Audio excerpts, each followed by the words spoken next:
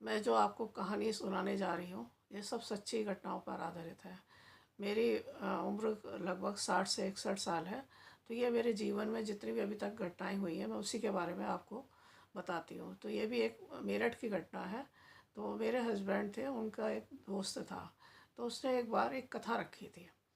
तो उसमें कथा में क्या होता है कि लोग अपने यार दोस्तों को सभी को बुलाते हैं। तो उसमें उनके दोस्त ने हम सबको ही बुलाया था और उसके और भी बहुत सारे दोस्त वहाँ पर आए थे। तो इसी पर मैं आपको आगे पूरी कहानी विस्तार से समझाती हूँ। तो मेरे जितने भी देखने वाले श्रोता हैं, यूट्यूबर हैं, उन सबको मेरा प्यार भरा नमस्कार। जय सिया राम। और मैं आपको इसके बारे में आगे की कहानी सुनाती हूँ। तो ये मेरठ के अंदर एक मतलब कस्बा है। तो वहाँ पर एक उनका एक दोस्त था जो कभी इनके साथ पढ़ता था।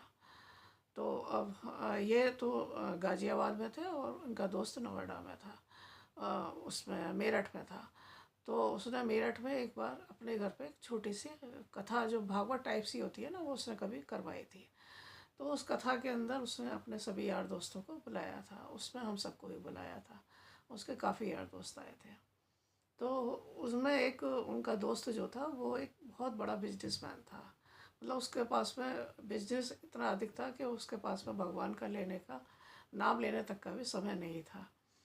तो उसने फिर कहा कि भाई मेरे को अपने गुरु से मिलवाओ अपने। तो उस दोस्त ने उनको अपने गुरु से मिलवाया।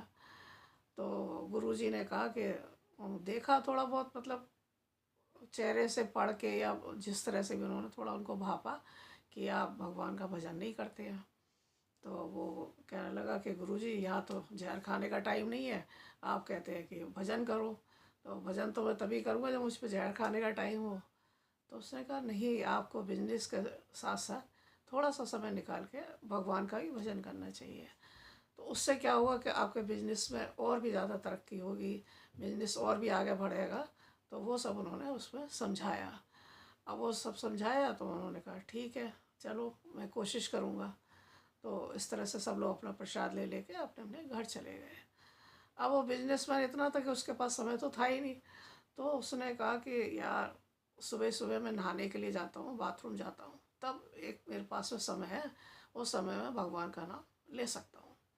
तो उसने नियम बना लिया कि वो रोज़ सुबह अपने जब जाता था बाथरूम में तो भगवान का नाम लेता था, सीताराम सीताराम सीताराम कहिए, जाए विदेरा के राम पाई विद रही है।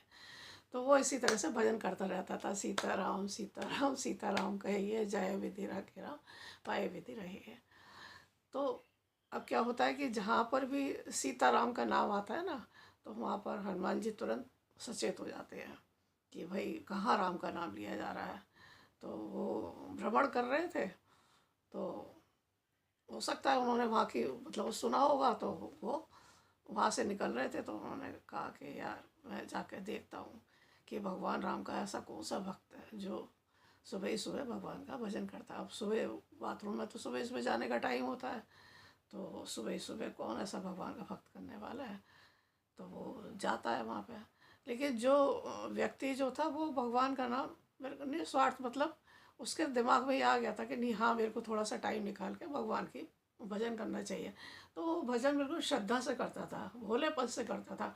मतलब उसके मन में कोई छल कपट नहीं था, वो श्रद्धा से करता था। और प्रभु राम तो ऐसे है कि जब कोई श्रद्धा से उन्हें पुकारता है तो वो हर एक की सहायता करते हैं, हर एक के पास तुरंत आते हैं। तो इसी तरह से वो कर रहा था। तो हनुमान जी वहाँ पहुँचते, आवाज़ सुनते सुनते तो वो जाते हैं, देखते हैं कि यार ये तो बाथरूम में बैठा हुआ है और वहाँ पे जो है भगवान राम का भजन कर रहा है। उनको बहुत गुस्सा आता है, कहते हैं ये कौन सा तरीका है भगवान राम का नाम लेने का।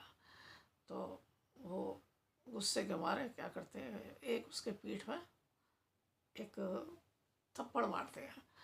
तो पीठ में उनका जो हनुमान जी का जो हाथ वो छप जाता है। तो अब वो उस इंसान को तो पता नहीं चलता है, लेकिन वो भगवान राम को जाके लगता है। क्योंकि वो तो भगवान की पूजा में विलीन था, उसे तो पता ही नहीं, वो तो भगवान की भक्ति में लगा हुआ था। अपना नहाता जा रहा था अपना और भगवान का नाम लेता जा रहा था। तो भगवान के लगता है। तो अब हनुमान जी को तो गुस्सा आता है, तो वो सीधे भगवान राम के पास पहुँचते हैं। तो प्रभु से कहते हैं कि पता है आपको कि मृत्यु लोक में लोग आपका जो नाम ले रहे थे, तो वहाँ पर एक भक्त जो था वो सुबह सुबह नहा रहा था, और नहाते में आपका बताओ बाथरूम के अंदर आपका नाम ले रहा था। तो ये कौन सा तरीका होता है? तो मुझे तो ये बिल्कुल भी अच्छा नहीं लगा। तो भगवान मुस्कुराने लगे, हंसने लगे। तो ठीक है। तो अब वो भगवान के जो थप्पड़ जो था वो छप गया था पीठ पे, तो उसकी वजह से वो थोड़े घायल भी थे, करा भी रहे थे। तो उन्होंने कहा, भगवान आप कुछ खुश नज़र नहीं आ रहे हो, ऐसा लग रहा है कि कुछ आपको अंदर से कोई पीड़ा है या कुछ दुख हुआ है आपको, तो जिस कारण से आप मतलब मुझे कुछ असंतुष्ट से लग रहे हो। तो भगवान राम कहते हैं कि या तो मेरी पीठ पे देखो। तो जब वो भगवान राम की पीठ पे देखते हैं तो एक किसी बानर का हाथ उनके पीठ पे छपा हुआ है। तो कहते हैं, भगवान मेरे होते हुए किसकी ऐसी हिम्मत हो गई जो आपकी पीठ पे आके थप्पड़ मारा। तो उन्होंने कहा, ठीक है, मैं जो है सारे बानरों को बुलाता हूँ और सबसे पता लगवाता हूँ कि मेरे होते हुए किसने ऐसा काम करा।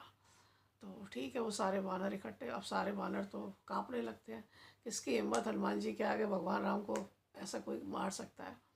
तो सारे बानर आकर इकट्ठे हो गए, एक एक का हाथ लगाया गया।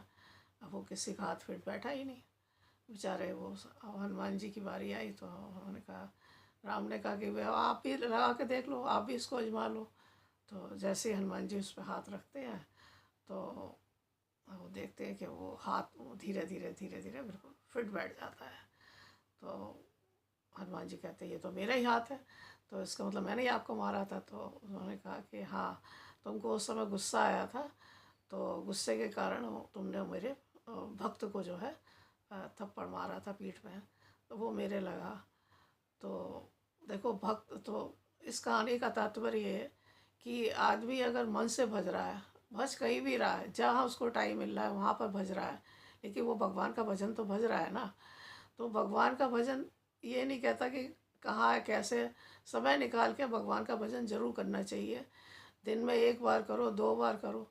देखो, राम का नाम ही सत्य है। जब आदमी मर के जाता है तब भी आदमी क्या बोलता है, राम का नाम सत्य है। तो सत्य वही है। उसके बाद सत्य क्या है, वो मृत जब शमशान पर जाता है वहाँ आपको भोलेनाथ की मूर्ति लगी मिलेगी। तो कहने का मतलब ये है कि भोलेनाथ कहते हैं, अब वो मेरे धाम में आ चुका है। जब तक आप मुर्दे को उठा के लेके जाते हैं तब तक आप क्या बोलते हैं कि राम का नाम सत्य है। जितने भी लोग जाते हैं उसके साथ यही बोलते हैं कि यही सच्चाई है ज़िंदगी की, जो जीवन में आदमी आएगा और वो उसी तरह से जाएगा, यही एक सच्चाई है। और उसके बाद वो सब शमशान में ले जाके उसमें आग लगा जाते हैं। अब उसके बाद बाकी जो क्रिया रह जाती है वो भोलेनाथ कहते हैं, अब वो मेरे धाम में आ चुका है। अब बाकी जो उसके कर्मों के हिसाब से है, उसका जो फल है वो मैं दूंगा, वो उसके हाथ में होता है। तो कहने का मतलब ये कि आपको भगवान का, चाहे आप राम के रूप में करें भजन, या कृष्ण के रूप में करें, या भोले के रूप में करें, या हनुमान के रूप में करें, किसी भी रूप में करें, तो हर व्यक्ति को भगवान के लिए थोड़ा सा समय निकालना चाहिए। मेरी इस कहानी का तात्पर्य यही है। तो धन्यवाद। अगर आपको ये मेरा अच्छा लगा हो वीडियो तो इसको लाइक शेयर ज़रूर करिए।